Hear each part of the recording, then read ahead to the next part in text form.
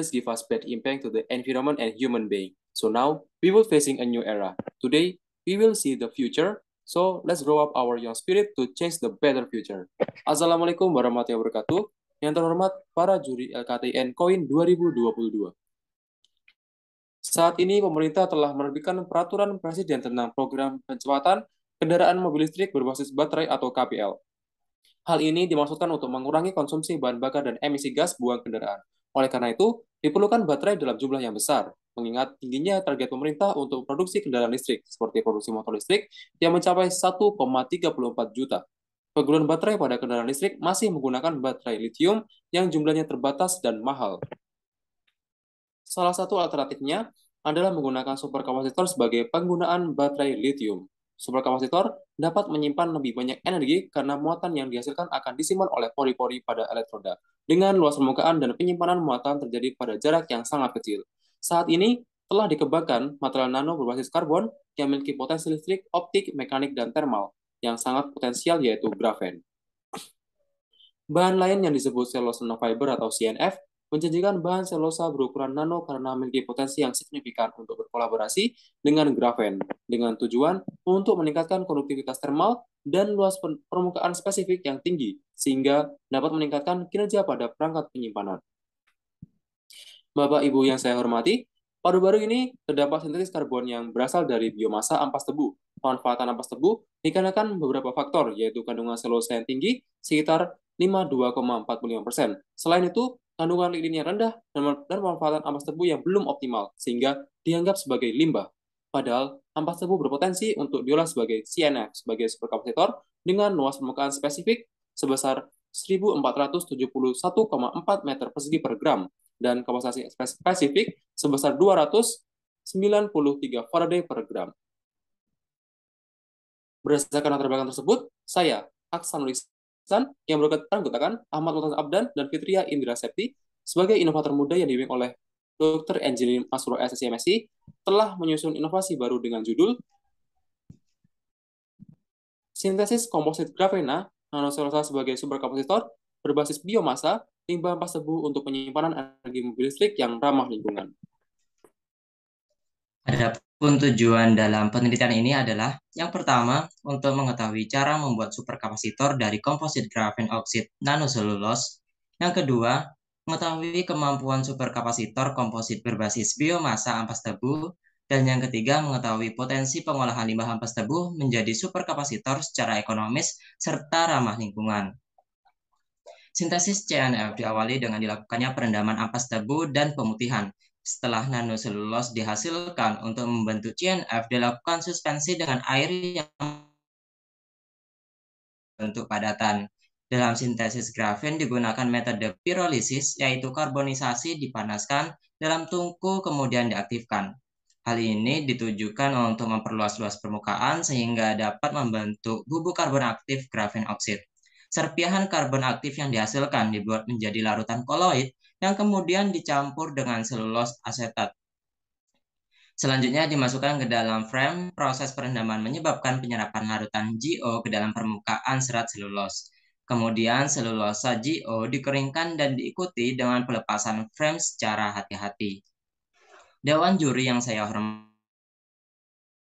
untuk memastikan superkapasitor dapat diaplikasikan atau tidak, kita harus melakukan langkah manufaktur. Kita menggunakan 2 buah sel Swagelok simetris, bahan karbon yang berdiri bebas sebagai elektroda kerja, serat kaca sebagai pemisah, larutan KOH, dan dengan diameter 10 hingga 12 mm. Tujuan dari pembuatan diagram literatur adalah untuk mempermudah mendapatkan studi literatur, di mana di dalamnya terdapat beberapa langkah, mulai dari mengidentifikasi studi, membuat kata kunci, dan referensi yang berhubungan dengan topik. Kemudian menjustifikasi keteraturan referensi dan aspek. Untuk hasil yang diperoleh berupa 213 artikel, di mana sebanyak 21 artikel digunakan dalam penelitian ini. Adapun hasil analisis SEM nanoselulose berkisar antara 200 nanometer hingga 1,5 meter, di mana panjang nanofibernya sekitar beberapa mikrometer. Ukuran nano yang diperoleh menunjukkan bahwa CNF dapat menampung energi yang lebih besar pula. Adapun hasil analisis XRD menunjukkan bahwa semua sampel memiliki puncak difraksi sekitar 16 derajat dan 22,6 derajat. Hal ini menunjukkan bahwa struktur kristal selulosa asli tetap terjaga. Begitupun menurut hasil analisis FTIR, data ini menunjukkan bahwa karakteristik struktural selulosa adalah khas dan konsisten dengan nanoselulosa. Berikut adalah hasil analisis SEM dan TEM grafena oksida pada gambar 5A pada permukaan karbon. Gambar 5B menunjukkan perbasaran pori makro dengan diameter 1 mikrometer dan panjang 10 mikrometer. Pada gambar 5D menghasilkan banyak ukuran mesopori dan mikropori yang ditujukan dengan lingkaran putih, sedangkan yang lebih kecil dapat diamati pada gambar 5C. Ukuran pori mikro dan meso akan mempengaruhi luas permukaan hasil kapasitansi yang tinggi.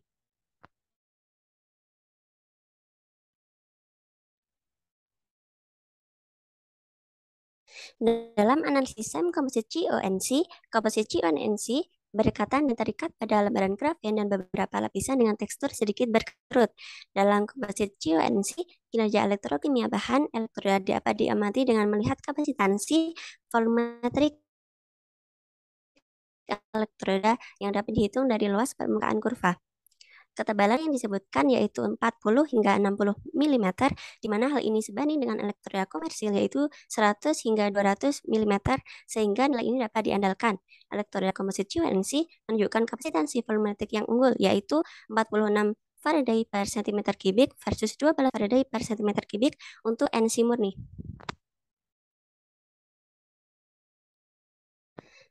Analisis kemampuan superkapasitor. Komposit matriks nanoselulosa grafena menunjukkan konduktivitas tinggi dan luas permukaan yang besar. Berdasarkan Liu et al. 2015, superkapasitor berbasis nanoselulosa grafena menunjukkan daya sebesar 1749,1 meter watt per gram. Penelitian Ma et al. 2016 menyatakan pengisian dan pengosongan pada superkapasitor lebih cepat dan memiliki stabilitas siklus yang tinggi, yaitu 20.000 hingga 100%. Superkapasitor komposit nanoselulosa grafena memiliki luas permukaan spesifik yang tinggi dan kecepatan transfer elektron sebesar 171 Siemens per meter, serta kapasitasnya spesifik sebesar 1274,2 Faraday per gram. Pemanfaatan ampas tebu sebagai bahan fungsional akan sangat membantu industri gula dalam menangani limbah pabrik dan sekaligus mengembangkan diversifikasi industri yang dapat meningkatkan pendapatan finansial. Jika sebagian ampas tebu dapat diolah menjadi grafena oksida nanoselulosa, kemudian dijual ke produsen superkapasitor, maka pabrik gula akan mendapatkan keuntungan ekonomi langsung melalui penjual ampas tebu. Dewan juri yang terhormat, dari segi lingkungan, pengurangan volume ampas tebu sebagai bahan bakar boiler akan dapat mengurangi potensi limbah faba yang dihasilkan oleh pabrik. Pabrik tidak akan sering membuang faba ke pihak ketiga yang cukup sulit untuk dilakukan. Selain itu, pengolahan ampas tebu menjadi grafena oksida nanoselulosa tidak melibatkan penggunaan bahan kimia yang tergolong B3, sehingga pengolahan limbahnya lebih sederhana dan dapat dilakukan secara lokal. Superkapasitor dapat dibuat dari komposit grafena oksida nanoselulosa dari pengolahan ampas tebu menggunakan metode filtrasi fag hitam. Superkapasitor yang dihasilkan memiliki performa yang tinggi, antara lain konduktivitas listrik, konduktivitas termal, dan performa EMI serta ketebalannya hanya 12 mikrometer. Analisis ekonomi menunjukkan bahwa terdapat potensi pendapatan yang tinggi dari pabrik gula dan kesempatan kerja bagi masyarakat sekitar. Sementara itu, analisis lingkungan menunjukkan potensi positif, mulai dari pengurangan limbah faba di pabrik gula, penggunaan bahan kimia yang bukan B3 untuk proses sintesis, serta penghematan energi berupa superkapasitor yang digunakan pada mobil listrik.